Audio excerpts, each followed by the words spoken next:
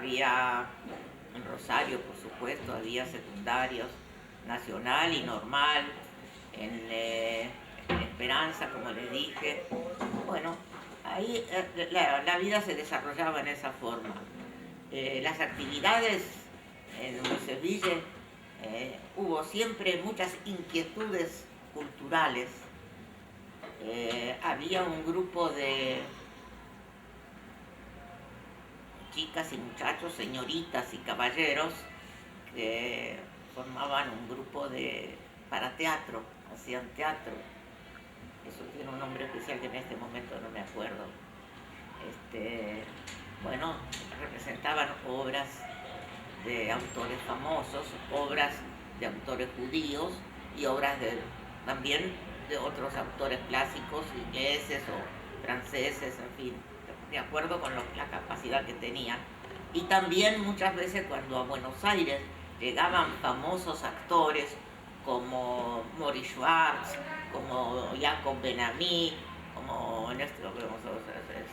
Sara Raiza, algo así me parece que se llamaba, también fueron traídos especialmente a Moiseville para dar alguna obra, porque siempre la comunidad judía de Moiseville tenía ese tipo de inquietudes, sobre todo en la época de las fiestas judías de fin de año y Rosh Hashanah. Siempre para esa fiesta contrataban los mejores hazanim para que vengan a los templos. Tenían 4 templos, los mejores hazanim, para que puedan amenizar esas fiestas. Yo me acuerdo, hace muchos años también, yo era una chica de unos 10, 12 años, y vino al pueblo Kalma Leveitz. Era un chico que tenía 13 años y era un hazán, y todos tenían mucho interés por conocerlo. Mis padres tenían cierta picardía en ese sentido, como no teníamos mucha plata, ellos compraron 2 entradas, pero en un momento dado salieron con una contraseña, salieron del templo y nos dieron a mi hermana y a mí la contraseña, y nosotras entramos y también tuvimos la ocasión de escuchar a Kalma Leveitz. Kalma Leveitz después fue un gran cantor, ya siendo adulto, pero cuando vino a la Argentina, a Moiseville, era un chico de 13, 14 años. No sé qué otra cosa les puedo contar. Ustedes pregúntenme, díganme, porque no... Sobre su familia, cómo se constituía en ese momento, cuál era su relación. ¿Cómo empezar de nuevo? Su familia, cómo era en ese momento. Mis padres llegaron a la Argentina traídos por el barón Hirsch en las postrimerías del siglo XIX. Uno de los primeros colonos que llegaron a Moiseville fueron mis padres. Fueron el grupo que trajo a mis padres, no llegaron ellos solos, llegaron con todo un grupo.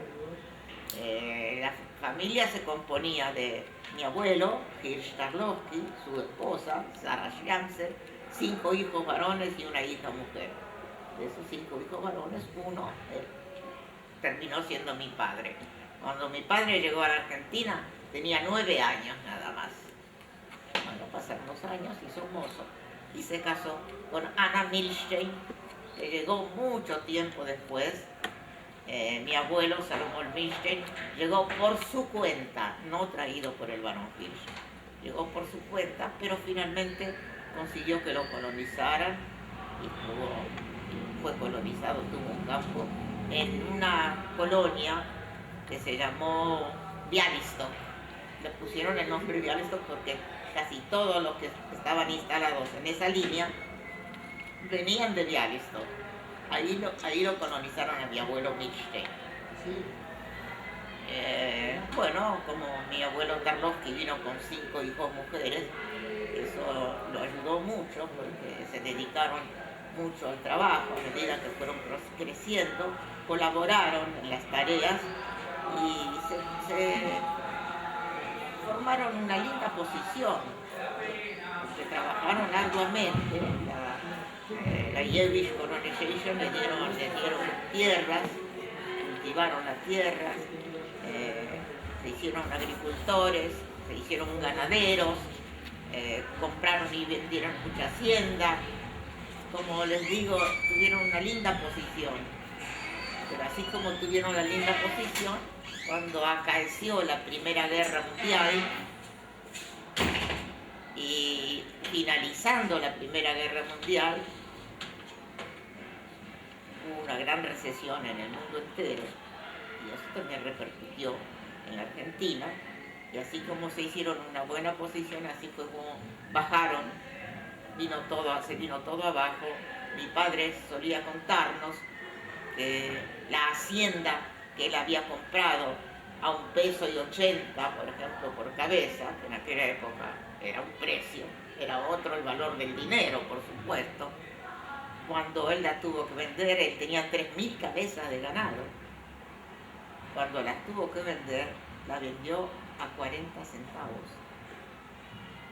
Entonces eso se explica que, bueno, tuvieron una buena posición y bajaron, como sabía decir mi padre. Estaba sobre el caballo, estuvo sobre el caballo y estuvo debajo del caballo.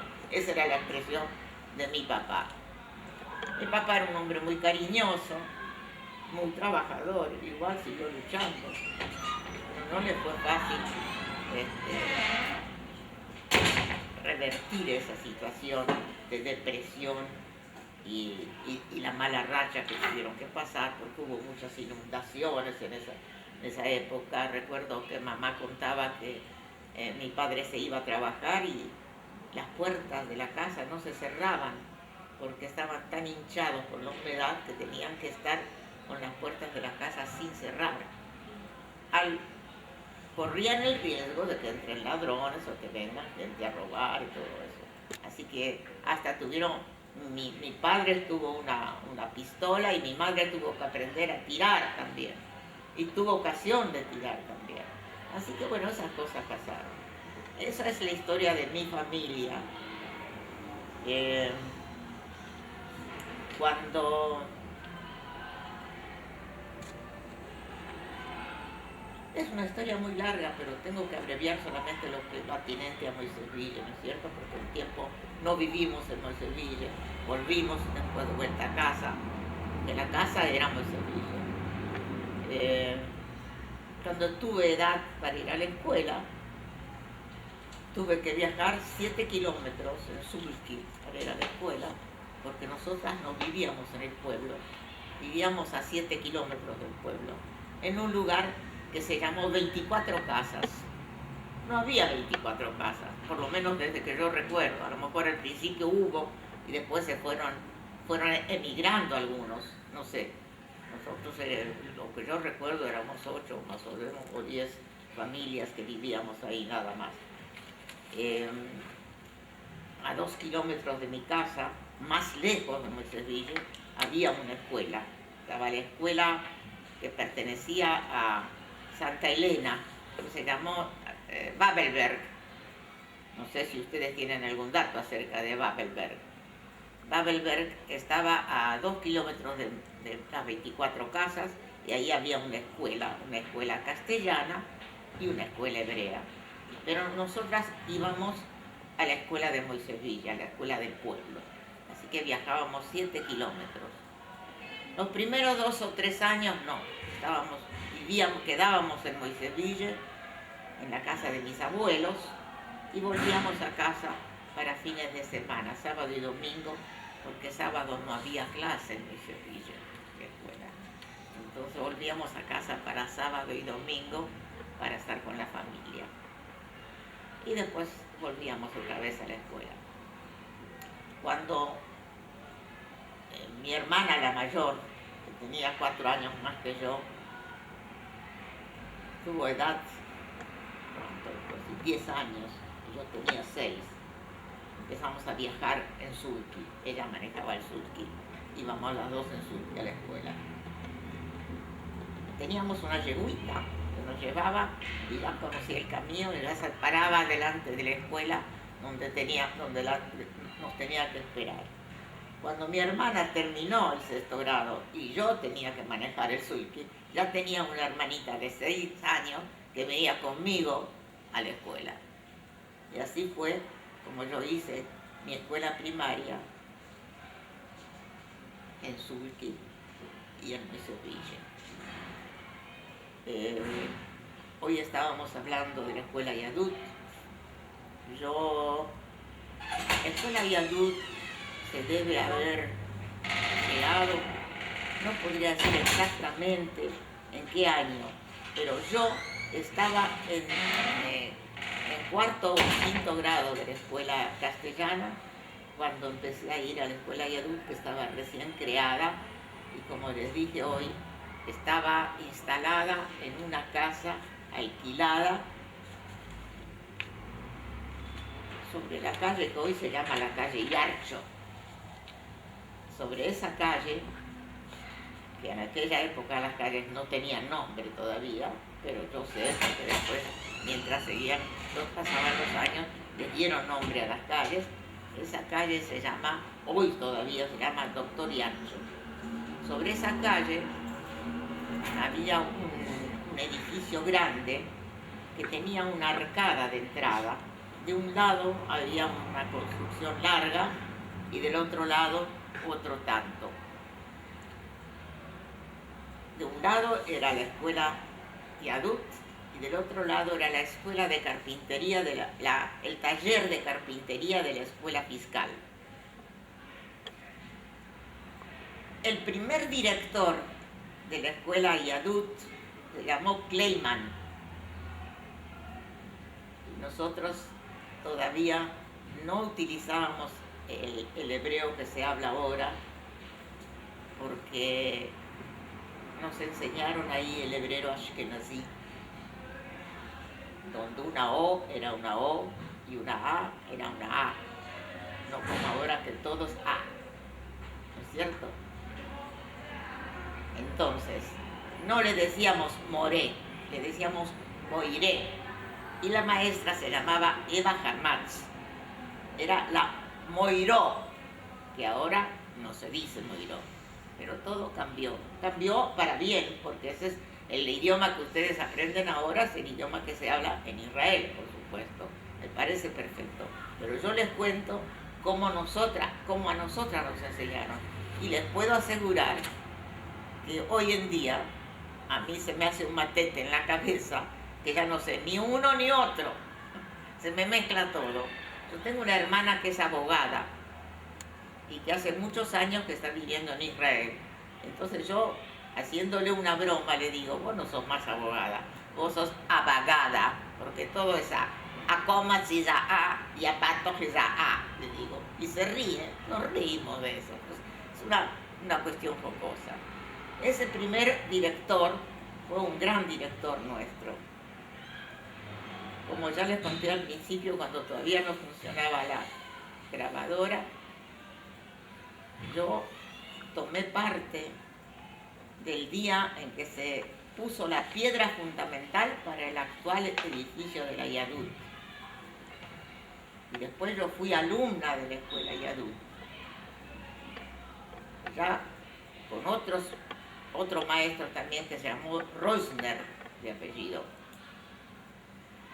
Había también una maestra Matlis, pero ella duró muy poco.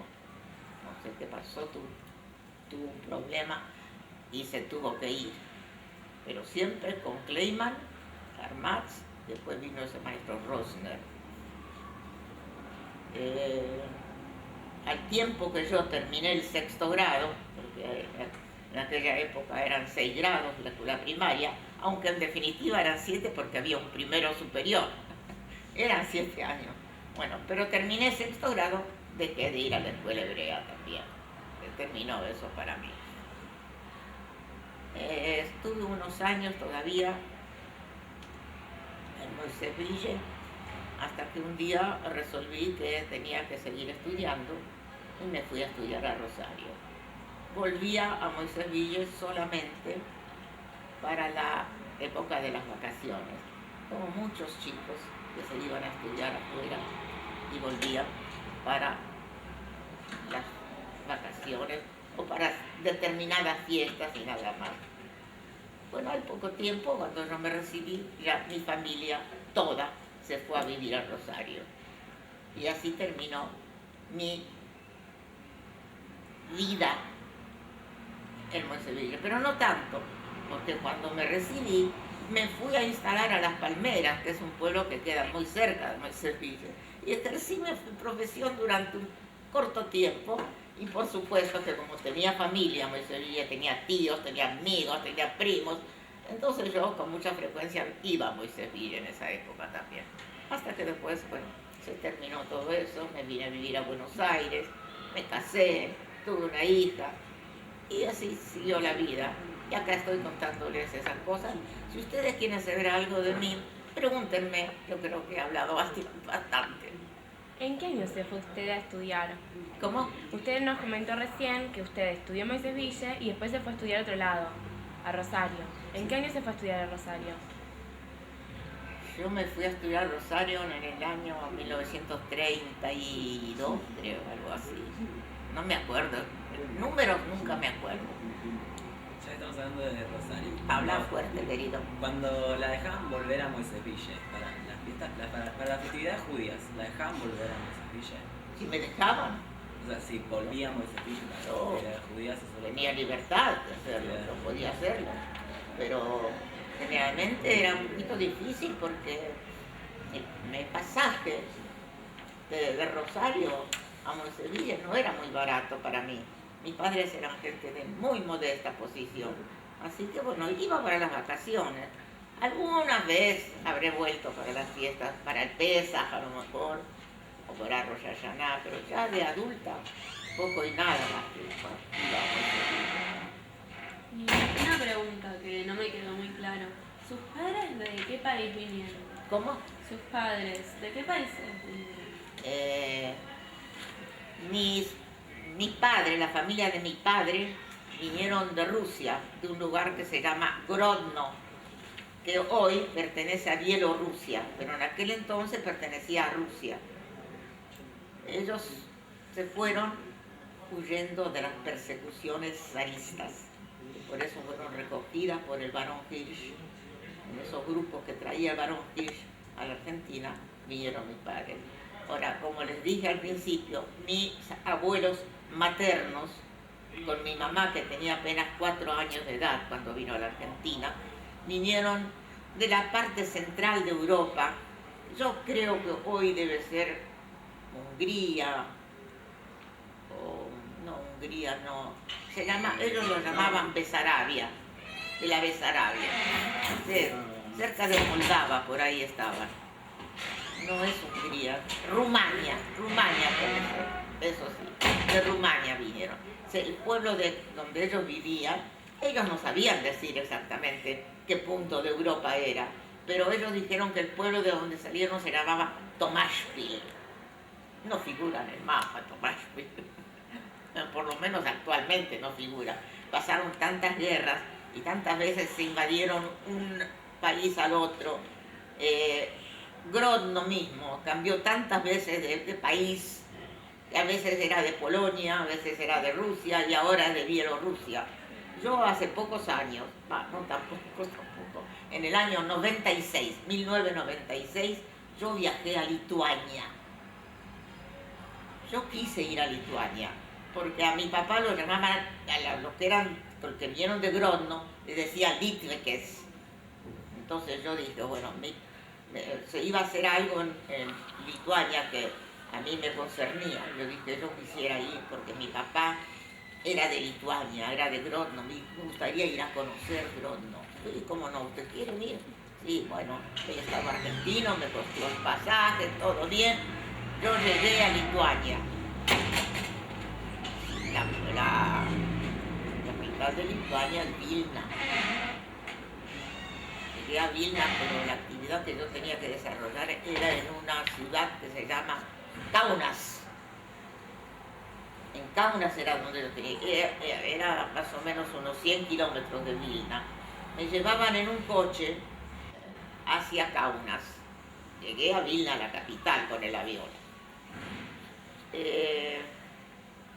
Y yo mientras viajábamos le comentaba al chofer que yo quisiera ir a Grodno, quisiera conocer. No, dice, Grodno no es Lituania. Grodno es Bielorrusia ahora, me dijo el chofer. Digo, bueno, igual quiero ir hasta allá. Entonces en un momento del viaje se detuvo y me dijo, mire señora, de acá para allá, 120 kilómetros, es Grodno, pero usted no va a poder ir a Grodno. ¿Por qué? Porque Grodno está en Bielorrusia, y Bielorrusia es una dictadura muy feroz. Además, usted tiene una visa single. Si usted sale de Lituania, no va a poder entrar a Lituania para volver a la Argentina. Y con eso me tuve que conformar. Y volví y seguí viaje a Kaunas, hice la actividad que tuve que desarrollar, estuve con el presidente de Lituania, en fin, eso es otro tema. Y me volví sin conocer Grodno, que era el lugar donde nació mi papá. Ahora, de lo otro, de lo Tomášpil que digo, de la familia de mi mamá, no lo busqué en el mapa.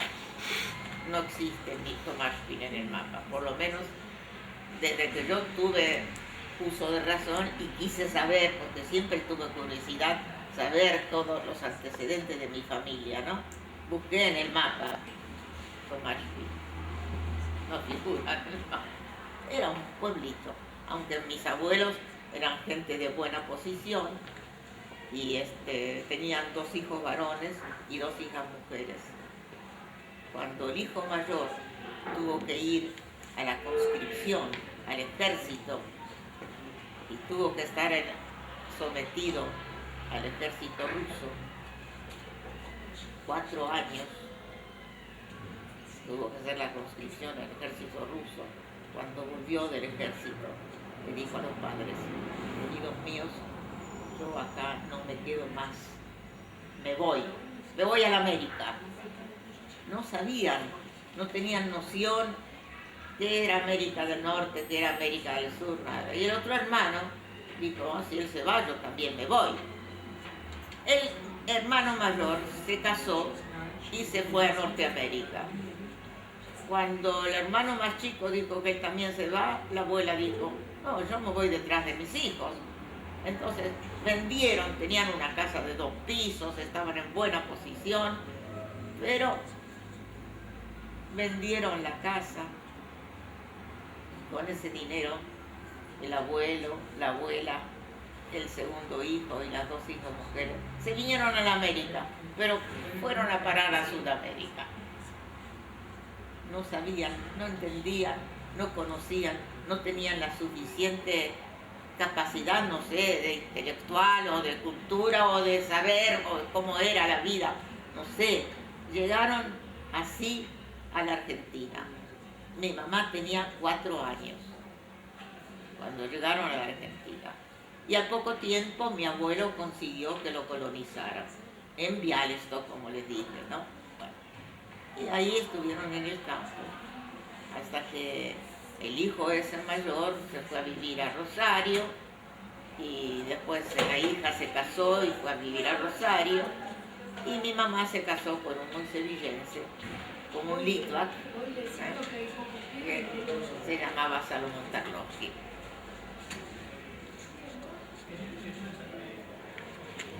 Y usted nos comentó también, Hola, fuerte tesoro. usted nos comentó a nosotros que su madre, recién nos acaba de decir, su madre se casó con su padre, bueno, que su padre era Moisés Ville. Y usted tiene hermanas mayores, también nos dijo, pero usted también nos comentó que se fue a vivir a las afueras de Moisés Ville. ¿En qué año se fue a vivir? No me fui a vivir a las afueras, al revés. Yo vivía en el campo y me fui después a vivir al pueblo. No es así. Yo, cuando nací, bueno, para mi mamá, para tener el bebé, viajó a Moisés Ville, se instaló en Moisés Ville, yo nací, volvimos al campo. Nosotras vivíamos en el campo, en las 24 casas, y yo viajaba al pueblo para ir a la escuela, eso ya lo comenté. No, pero yo me refiero cuando usted nos comentó a nosotros que cuando iba a la escuela, a veces se quedaba, al principio se quedaba en la casa de sus abuelos. Claro, sí. En casa de abuelos para ir a la escuela, pero a fines de semana volví a casa, al campo. Yo era muy traviesa, les digo la verdad. Tenía a 200 metros de mi casa, vivía un tío mío que tenía 5 hijos varones. Y yo me iba con mis primos varones por ahí bien vestidita, bien arregladita, a subir, a trepar a los árboles, a buscar nidos, huevitos en los nidos de los pajaritos.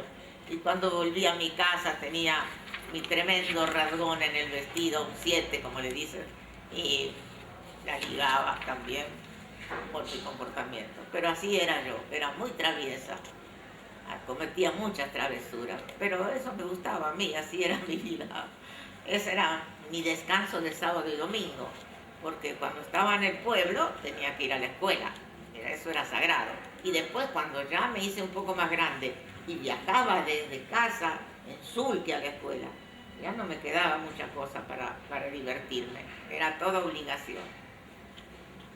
Bueno, luego de que terminó sus estudios y empezó a ejercer, nos contó que se casó en una familia. Con la persona que se casó también era hijo de inmigrantes. Sí, sí. Mi marido era hijo de inmigrantes, pero mis suegros llegaron a la Argentina muchos años después, vinieron a vivir es decir, solteros los dos vinieron, cada uno por su lado. Mi suegra cuando vino a la Argentina tenía 13 años y mi suegro tendría unos 18 años cuando llegó a la Argentina. Después se conocieron, se casaron, bueno, tuvieron 3 hijos varones. Mi marido era el más chico de los 3. Los 3 fueron profesionales. Bueno, ya ninguno de los 3 existe. Yo cuando lo conocí a mi marido, ella tenía 34 años, 33, porque cuando nos casamos tenía 34. Sí, 34 cuando nos casamos. Así que lo habré conocido cuando tenía 33 años. Ellos sí tenían un grado de cultura muy elevado, no así mis suegros, porque todos los que llegaban de allá no tenían tanta cultura. El que tenía mucha cultura, pero en Yiddish, era mi abuelo. Mi abuelo Irstadlovsky era un hombre muy culto, en Yiddish, por supuesto. En Yiddish era muy culto, pero apenas llegó a la Argentina, tomó un diccionario y aprendió a hablar español, aprendió a leer y a escribir español, se hizo ciudadano argentino. Mis tíos y mi papá se hicieron ciudadanos argentinos, todo eso. No así mis suegros. Mis suegros llegaron, no sé, 20 años llegaron, nunca averigüé tanto, pero ya le digo, yo sé que ella tenía 13 años, él tenía 18, después se conocieron, se casaron y tuvieron los 3 hijos, que eran argentinos y como tales, por supuesto, fueron ciudadanos argentinos, todos estudiaron muy bien, todos tuvieron sus títulos de profesionales y todo, como todos los padres judíos que quieren que los hijos tengan un título. Yo misma también, cuando mi hija estudiaba, yo también quería que tenga un título. Y mi madre también, mis padres también quisieron que yo tuviera un título. Y así, todos los padres judíos quieren que los hijos sean algo más, algo más. Y es así la cosa, y eso es una cosa ya resabida. Por eso es que ahora en Moisés Villa ya casi no hay población judía, porque la población judía fue emigrando a medida que tenían que estudiar y se recibían de médicos. Y yo, que soy una persona que ha viajado prácticamente por el mundo entero, les puedo decir que en muchos lugares del mundo donde voy me encuentro con profesionales judíos argentinos provenientes de Moisés Villa. En muchos lugares. Bueno, usted nos dijo que fue también a estudiar a Rosario. Sí. ¿Por qué en ese momento eligió Rosario y no venir a la capital o estudiar en la capital? Sí, hay una razón. Yo ya les dije que mis padres se habían empobrecido mucho después de la Primera Guerra Mundial y cuando yo terminé la escuela me dijeron, bueno, no tenemos, como no había secundario ahí, había que mandar afuera a otras ciudades a los chicos a estudiar y entonces, ¿dónde iban? A una pensión iban a parar. Y mis padres me dijeron, no tenemos plata para pagarte una pensión. Y me tuve que quedar. Me quedé en casa. Entonces, en un viaje que mi padre hizo por otras razones a Rosario, se encontró con un médico amigo de él y le contó que a él le hubiera gustado que su hija Rosita hubiera seguido una carrera, pero no podía, que todos esos comentarios que se hacen. Y el hombre, el médico ese dijo, bueno, que venga a mi casa, a parar a mi casa, vamos a elegir una carrera corta, que venga a mi casa y va a parar en mi casa y no le va a costar nada. Por eso yo fui a vivir a Rosario, a la casa de ese médico, del cual siempre estoy muy agradecida, el cual me trató muy bien y estuve todo el tiempo que hizo lo que fue necesario, estuve en la casa de ese médico. Así que me costará la pensión. ¿Y ese médico tenía hijos? No, era un hombre soltero que vivía con su madre, un hombre mayor.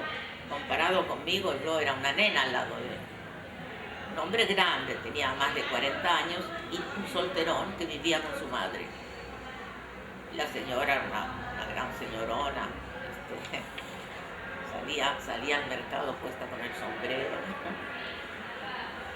Se usaba sombrero, él iba al mercado de sombrero, la señora. Bueno, eso es otro tema, pero toda mi vida voy a estar muy agradecida de esa persona que me recibió en su casa y gracias a él pude llegar a estudiar. Usted, en el tiempo ese que estuvo en el campo viviendo, ¿nos podría decir cómo era la organización de la colonia del campo? ¿A qué? ¿Cómo era la organización de las colonias o cómo estaba organizado? Bueno, la mayor parte de la gente se dedicaba a la agricultura, ¿no? Cuando recién llegaron, vamos a hacer un poco de historia, cuando recién llegaron los traídos por el barón Hirsch, les entregaban una casa de adobe, 2 habitaciones, 2 bueyes y un arado de reja, y algunos enseres más, ¿no? Y empezaron a aprender lo que tuvieron que aprender a arar. La Yiddish Colonization les entregaba, les dio terreno, les dio semillas para que sembraran y empezaron por eso. Cuando llegaron eso era todo un páramo. Los yuyos, los tacorúes eran tan altos que para salir de la casa, ir por ejemplo a un lugar donde había un pequeño negocio donde podían comprar las vituallas generales, azúcar, hierba, qué sé yo, esas cosas, salían con una bandera colorada para no perderse. Ellos limpiaron todo eso, primero de todo. Confeccionaron caminos, abrieron terraplenes, alambraron campos, sembraron los campos. Las cosas no se hizo así como yo lo cuento de la noche a la mañana. Llevó muchos años todo eso, pero llegaron a un momento, como les digo, ellos llegaron en las postrimerías del siglo XIX y estamos hablando de que llegaron en la época de la Primera Guerra Mundial, que fue en 1918, donde ya eran agricultores, pero pasaron muchos años, más de 20 años llevó todo eso, porque llegaron, creo que en 1894 o 96 empezaron a llegar los traídos por el barón Hirsch. Entonces ya en la guerra del 18 ya habían hecho lo que les acabo de decir, limpiar todo ese páramo, se instalaron, la gente se instaló en el pueblo, que se llamó después Moiseville, y otra gente fueron a vivir en los campos, como nosotros vivíamos en el campo.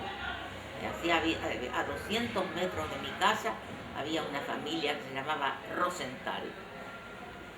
200 metros para acá éramos nosotros los Tarlovsky, 200 más allá otros Tarlovsky, un hermano de mi padre. 200 más allá estaba la casa de una familia que se llamaba Brestovitsky. Más allá, unos 200 metros más, estaba una casa vacía, que creo Nunca supe quién vivió en esa casa, pero me parece que también pertenecía a la familia Brestovitsky. Más allá, 200 metros más, vivía una familia que se llamaba Kivatinets, y cruzando, ahí terminaba el terreno y había una calle.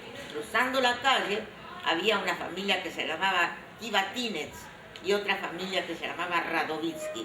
Y cruzando la calle para el otro lado estaba la familia Skidelsky.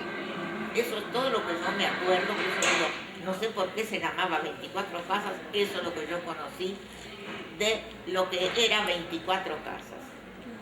Doblando así, por la esquina de Skidelsky, como digo, se iba a Babelberg, que también lo llamaban Santa Elena, no sé cómo ustedes lo tienen escrito, porque ahí había mucha gente que terminaba en Moisés, porque toda esa gente viajaba al pueblo y pasaba por la puerta de mi casa, porque venían de Babelberg así y doblaban y pasaban todo por las 24 casas. Cuando llegaban a Rosenthal agarraban el camino muy sencillo. También venían, me acuerdo, 2 chicos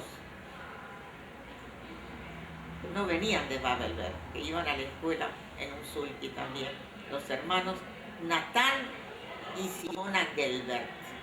Venían de un pueblo que se llamaba Constanza, que era mucho más allá de las 24 casas, era un pueblo. Nunca conocí Constanza, sé que allí vivían los Gelbert, es todo lo que les puedo decir.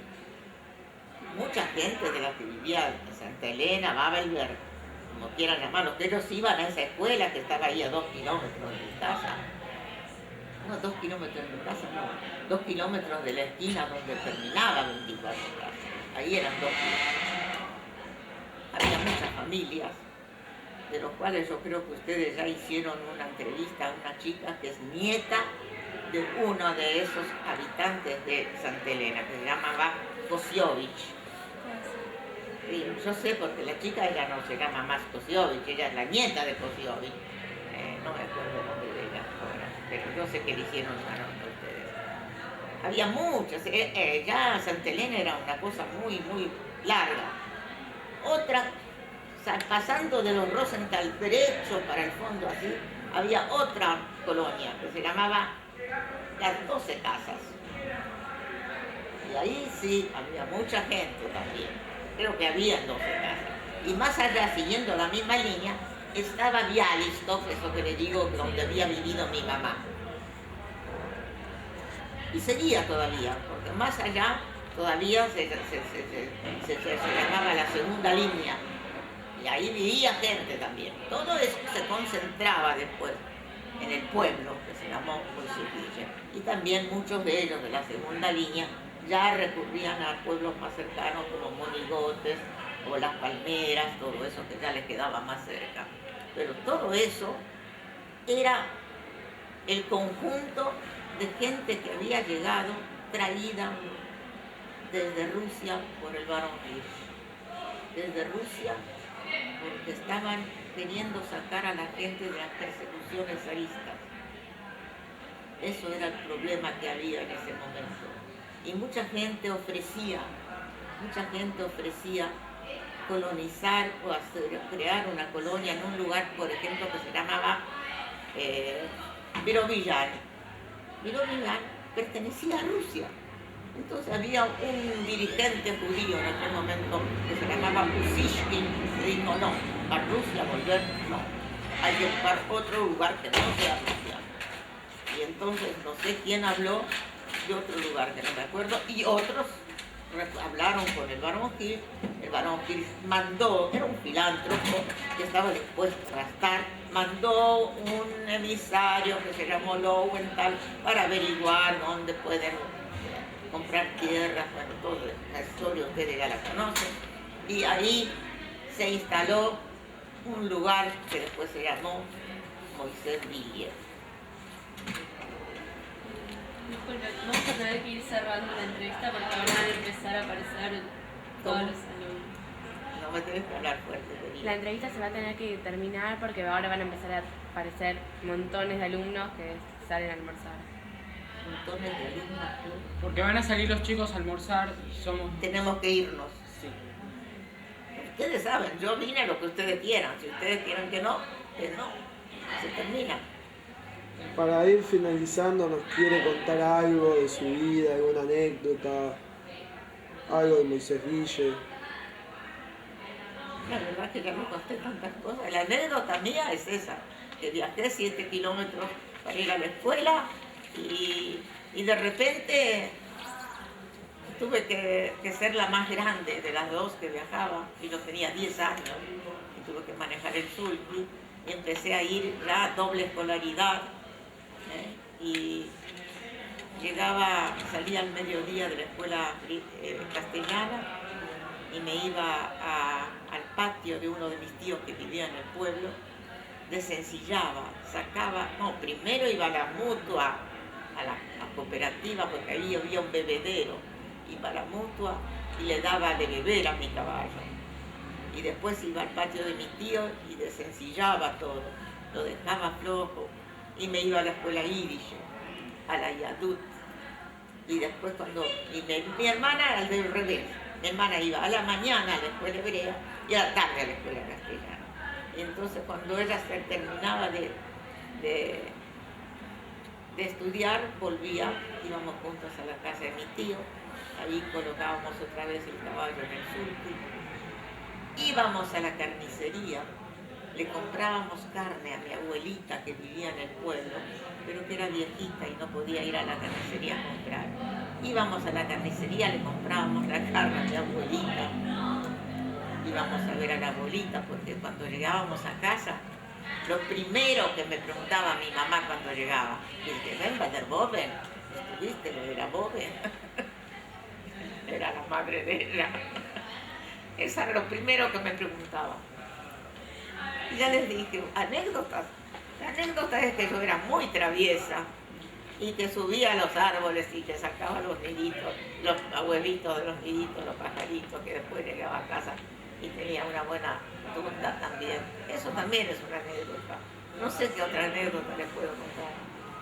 Mi vida es toda una anécdota.